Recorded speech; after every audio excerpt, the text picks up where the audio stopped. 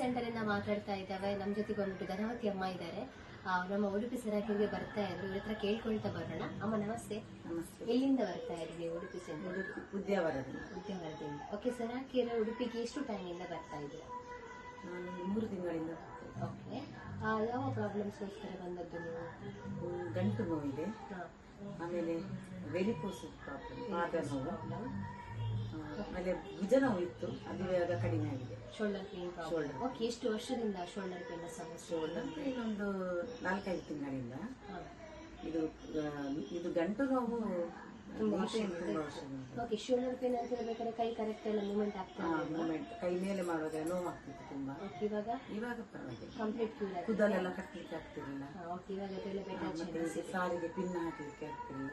ಈಗ ಮೊದಲಿಂದ ಬೆಟರ್ ಇದೆ. ಓಕೆ, ಕಾಲು ಗಂಟು ನೋವಿನ ಪ್ರಾಬ್ಲಮ್ಸ್ ಏನಾದ್ರು ಬೆಟರ್ ಚೇಂಜಸ್ ಆಗಿದೆಯಾ? ಕಾಲು ಗಂಟು ನೋವು ಇದಾಗಲಿಲ್ಲ, ಇದು ಗೊತ್ತಾಗ್ಲಿಲ್ಲ, ನೋವು ಅದು ಕಡಿಮೆ ಆಗಲಿಲ್ಲ. ಆಮೇಲೆ ಇದು ವೆರಿಕೋಸ್ ಸ್ವಲ್ಪ ಸೆಳೆತ ಇರಲಿಲ್ಲ, ನಿದ್ರೆ ಬರ್ತಿರ್ಲಿಲ್ಲ, ಅದು ಕಡಿಮೆ ಆಗಿದೆ. ನಿದ್ದೆ ಬರ್ತಾ ಇದೆ ಇವಾಗ? ನಿದ್ದೆ ಬರ್ತಾ ಇದೆ. ಓಕೆ, ಎಷ್ಟು ವರ್ಷದಿಂದ ಈ ಒಂದು ಪ್ರಾಬ್ಲಮ್ಸ್ ಇಂದ ಸಫರ್ ಆಗ್ತಾ ಇದ್ದೀರಾ ನೀವು? ಇದು ಒಂದು ವೆರಿಕೋಸ್ ಒಂದು 6 years 9 years ಮತ್ತೆ ಗಂಟು ನೋವು ಸ್ವಲ್ಪ 10 years ವರ್ಷ ಆಯ್ತು. ಓಕೆ, ಅದಕ್ಕೋಸ್ಕರ ಮೆಡಿಸಿನ್ ಆಗಲಿ ಮೆಡಿಸಿನ್ ಮಾಡ್ತಿದ್ದೀನಿ, ಆಯುರ್ವೇದಿಕ್ ತಿಂತಿದ್ದೇನೆ. ಮತ್ತೆ ಅಲೋಪತಿಗೆ ಹೋಗಿದ್ದೆ, ಅವರು ಆಪರೇಷನ್ ಆಗಬೇಕು ಅಂತೇಳಿ, ಅದಕ್ಕೆ ನಾನು ಮೆಡಿಸಿನಲ್ಲಿ ನೋಡೋಣ ಅಂತ. ಈಗ ಥೆರಪಿಯನ್ನು ಕೂಡ ಟ್ರೈ ಮಾಡ್ತಾ ಇದ್ದೀನಿ. ಥೆರಪಿ ನೋಡುವ, ಅದು ಇದೆಲ್ಲ ಸ್ವಲ್ಪ ಸ್ವಲ್ಪ ಕಡಿಮೆ ಆಗಿದೆ, ಅದರಲ್ಲಿ ಸ್ವಲ್ಪ ನಂಬಿಕೆ ಕಡಿಮೆ ಆಗಬಹುದು ಅಂತೇಳಿ. ಓಕೆ, ಇವತ್ತಿನ ದಿವಸ ಮನೆಯಲ್ಲಿ ಹೆಲ್ತ್ ಡಿವೈಸ್ ಅನ್ನು ಯೂಸ್ ಮಾಡ್ತಾ ಇದ್ದೀರಾ? ಎಷ್ಟು ಟೈಮ್ ಥೆರಪಿಯನ್ನು ಮಾಡ್ತಾ ಇದ್ದೀರಾ ದಿನದಲ್ಲಿ? ಒಂದು ಹೆಚ್ಚಾಗಿ ಸರಕಿಯರಿಗೆ ಸಹ ಹೋಗ್ತೇನೆ ಒಂದೊಂದು ಟೈಮ್. ಆಮೇಲೆ ಮನೆಯಲ್ಲಿ ಇದ್ರೆ ಒಂದೊಂದು ಟೈಮ್ ಮಾಡ್ತೇನೆ, ಒಂದು 2 ಗಂಟೆ ಫ್ರೀ ಟೈಮಲ್ಲಿ 2 ಗಂಟೆ ಹಾಗೆಲ್ಲ. ಟೋಟಲ್ ಆದ್ರೆ ಒಂದು 2-3 ಗಂಟೆ ಮಾಡ್ತೇನೆ ಒಂದೊಂದ್ಸಲ. ಬೆಡ್ ಅಲ್ಲಿ ಒಂದೊಂದೂವರೆ ಗಂಟೆ ಅಂತ ಯೂಸ್ ಮಾಡ್ತಾ ಇದ್ದೀರಾ? ಓಕೆ, ಇವತ್ತಿನ ದಿವಸ ಇದನ್ನ ಯೂಸ್ ಮಾಡ್ತಾ ಇದ್ದೀರಾ? ಯಾಕೋಸ್ಕರ ಒಂದು ಹೆಲ್ತ್ ಡಿವೈಸ್ ಬೇಕು ಅಂತ ನೀವು ಡಿಸೈಡ್ ಮಾಡಿದ್ರಿ? ನಾನಂದ್ರೆ ಅಲ್ಲಿ ಸ್ವಲ್ಪ ಒಂದೊಂದ್ಸಲ ಹೋಗ್ಲಿಕ್ಕೆ ಆಗುದಿಲ್ಲ, ಆಮೇಲೆ ಮನೆಯಲ್ಲಿ ಇದ್ರೆ ಯಾವಾಗ್ಲೂ ಮಾಡ್ಬೋದಲ್ವಾ, ಮತ್ತೆ ಮನೆಯಲ್ಲಿ ಇರುವವರಿಗೆ ಸಹ ಆಗ್ತದೆ, ಯೂಸ್ಫುಲ್ ಆಗುತ್ತೆ. ಮನೆಯಲ್ಲಿ ಯಾರೆಲ್ಲ ಇದ್ದೀರಾ ನೀವು? ನಾನು ಮತ್ತು ನನ್ನ ಗಂಡ ಇರುದು, ಆಮೇಲೆ ಮಕ್ಕಳೆಲ್ಲ ಬರ್ತಾ ಹೋಗ್ತಾ ಇರ್ತಾರೆ. ಓಕೆ, ಅವರಿಗೆಲ್ಲರಿಗೂ ಯೂಸ್ ಆಗುತ್ತೆ, ಬೆನಿಫಿಟ್ ಆಗುತ್ತೆ ಅಂತ ಹೇಳ್ಬಿಟ್ಟು ಹೆಲ್ತ್ ಡಿವೈಸ್ ಅನ್ನ ಮನೆ ಯೂಸ್ ಮಾಡ್ತಾ ಇದ್ದೀರಾ? ಓಕೆ, ಇದಕ್ಕೆ ಹಾಕಿದಂತ ಹಣ ನಿಮಗೆ ಜಾಸ್ತಿ ಆಯ್ತು, ಯಾಕೋಸ್ಕರ ತಗೊಂಡಂತ ಅನಿಸಿಲ್ಲ? ಇಲ್ಲ, ಅನಿಸ್ಲಿಲ್ಲ.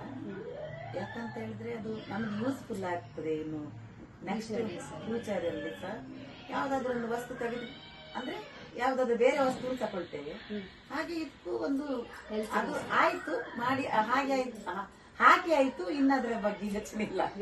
ಅಂದ್ರೆ ಹೆಲ್ತಿಗೋಸ್ಕರ ಪ್ರಿವೆನ್ಷನ್ ಆಗಿ ಯೂಸ್ ಮಾಡ್ತಾ ಇದ್ದಾರೆ. ಓಕೆ, ಟೋಟಲ್ ಆಗಿ ನಿಮ್ಗೊಂದು 100 ಅಲ್ಲಿ ಎಷ್ಟು % ಇಂಪ್ರೂವ್ಮೆಂಟ್ ಆಗಿದೆ ಓವರಾಲ್ ಬಾಡಿಯಲ್ಲಿ? ಸುಸ್ತೆಲ್ಲ ಇತ್ತು, ಬಿಪಿಗೆ ಟ್ಯಾಬ್ಲೆಟ್ ತಗೊಳ್ತಿದ್ದೇನೆ, ಅದು ಆದ್ರೂ ತಕೊಂಡ್ರು ಸುಸ್ತಿತ್ತು. ಇವಾಗ ಸ್ವಲ್ಪ ಪರವಾಗಿಲ್ಲ, ಸುಸ್ತೆಲ್ಲ ಕಡಿಮೆ ಇದೆ. ಮುಂಚೆಗಿಂತ ಬೆಟರ್ ಇದ್ದೀರಿ ಇವಾಗ? ಎಷ್ಟು % ಇಂಪ್ರೂವ್ಮೆಂಟ್? ಅದು ಗಂಟು ನೋವಿನ ಪ್ರಾಬ್ಲಮ್ ಇದ್ದಾಗ ನನಗೆ ಗೊತ್ತಾಗುದಿಲ್ಲ, ನೋವೊಂದು ಅದು ಗಂಟು ನೋವಿಂದ ಕಷ್ಟ ಆಗ್ತದೆ, ಸ್ವಲ್ಪ ನಡಿಲಿಕ್ಕೆಲ್ಲ, ಸ್ಟೆಪ್ ಹತ್ಲಿಕ್ಕೆ ನಡಿಲಿಕ್ಕೆಲ್ಲ ಕಷ್ಟ ಆಗ್ತದೆ. ಒಂದು 30-40% to 40% ಇಂಪ್ರೂವ್ಮೆಂಟ್ ಇದೆ. ಓಕೆ, ಇವಾಗ ಸ್ವಲ್ಪ 2-3 ತಿಂಗಳಿಂದ ಥೆರಪಿ ತಗೊಳ್ತಾ ಇದ್ದೀರಾ, 30-40% ಇಂಪ್ರೂವ್ಮೆಂಟ್ ಆಗಿದೆ. ಡೈಲಿಗೆ ಥೆರಪಿಯನ್ನು ಮಾಡ್ತಾ ಬರುವಾಗ ಖಂಡಿತವಾಗಿ ರಿಸಲ್ಟ್ ಬಂದೇ ಬರುತ್ತೆ. ಓಕೆ, ಕೊನೆಯದಾಗಿ ಸೆರಾಕಿಯರಿಗೆಲ್ಲ ನಿಮ್ಮ ಫ್ರೆಂಡ್ಸ್ಗೆ ಬರುವಂತವ್ರಿಗೆ ಏನಾದ್ರೂ ಹೇಳಲಿಕ್ಕೆ ಇಷ್ಟಪಡ್ತೀರಾ ನೀವು? ಅಂದ್ರೆ ಸೆರಾಕಿಯರಿಗೆ ರೆಗ್ಯುಲರ್ ಆಗಿ ಬಂದ್ರೆ ನಿಮಗೆ ಬೆನಿಫಿಟ್, ನಮಗೆ ಹೋಗೋವರಿಗೆ. ಆಮೇಲೆ ಇದರ ಥೆರಪಿ ತಕೊಂಡ್ರೆ